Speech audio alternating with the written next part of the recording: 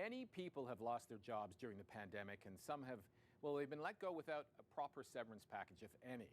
But a recent court ruling could change that. Let's break it all down for us. Alex Lucifero from Samfiru Tumarkin LLP is here. Good morning, Alex. Good morning, Leslie. So talk about the court case. What did it say and what was the conclusion? Well, this court case was specifically to do with temporary layoffs. And so lots of people, as you just mentioned, Leslie, since the start of the pandemic, since last March, have been temporarily laid off from their positions. And we've had lots of people contacting us, asking whether that is actually allowed, asking whether that's legal or not. And this is the first decision out of Ontario, and I want to specify this specifically related to Ontario, that has actually confirmed what we've been saying all along, which is that an employer doesn't have the right implicitly to temporarily lay off employees. In the vast majority of cases, probably 99% of cases, an employee can treat a temporary layoff as a termination and actually get a severance package. Wow, so that's what changes. Even though they may be called back, it's considered a full-time layoff, therefore severance should come.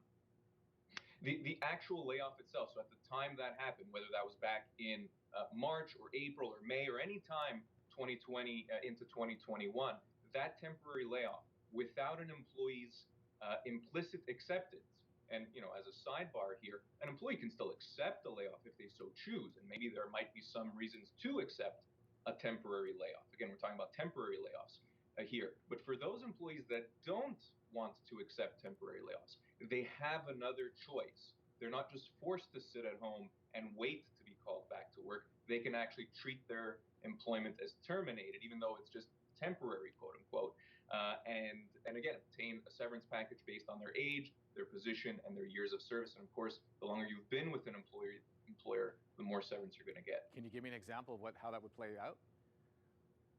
Sure. So, for example, an employee who was let go in, let's say, May of last year, temporarily laid off and told to go home and wait to be called back.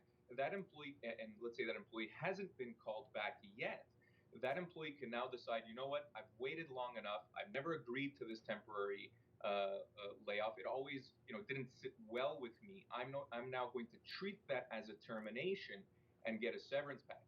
Let's say that employee has been with an employer for 15 years, let's say in a technical position, and then they're in their mid 40s or early 50s. That employee is probably looking at something like a month per year of service as a severance package. So probably something in the range of 14 to 16 months. Again, if that's a kind of 15-year employee. So we're talking about significant severance entitlements, Leslie. And again, these flow from temporary layoffs that were never agreed to and that were not part of an employee's terms of employment. Employees have options, they have rights in those situations. As things start to return to normal slowly but surely, what if the employer says, well, we're actually going to bring you back to work now? Do they still get that severance, or do they have to choose one or the other? Yeah, potentially. It's a great question. So, and this might actually benefit the employee in a case like this. That employee, again, if they've never accepted the layoff as a term of their employment, that employee might actually be able to kind of get their cake and eat it too, in the sense that they might be able to accept the call back to work and continue working, but at the same time, again, kind of refuting the temporary layoff as a term of their employment, actually get back pay for the time that they were unemployed. So kind of get covered for the entire period of unemployment, plus continue their job moving forward. So I'm an employee, I'm happy. If I'm an employer, not so much. I mean, there's some businesses that will say, I can't afford to do that. We've been shut down, and I did what I thought was right at the time, and now you're asking me to pay for something which I didn't understand in unprecedented times. Do they have a case as an employer? It is certainly a case, Leslie, that favors the employee. Although, as employment lawyers, people that have been struggling with this, for a year now plus, we have been advising both employers and employees that this is the reality of the situation. It was always our position that you cannot force a temporary layoff on an employee. So if employers have been receiving proper advice, they should have known already that this was an issue and they should have acted accordingly. This is a little complicated. You can't do this on your own, right? I've got to call someone like you, Alex. That's unfortunately the case. Like any line of work or profession, Leslie, you've got to get professional advice. And certainly when you're dealing with the workplace, you've got to speak with an employment lawyer if you're having issues. Because if you try and negotiate with the employer and they say, hey, we can come up with a settlement, you don't know what the proper settlement is And I know that's something they try to do all the time. That's correct. And you may actually be doing yourself a disservice and undermining your case if you don't know the way the law works, if you don't understand the principles at play. Have you ever been so busy, Alex?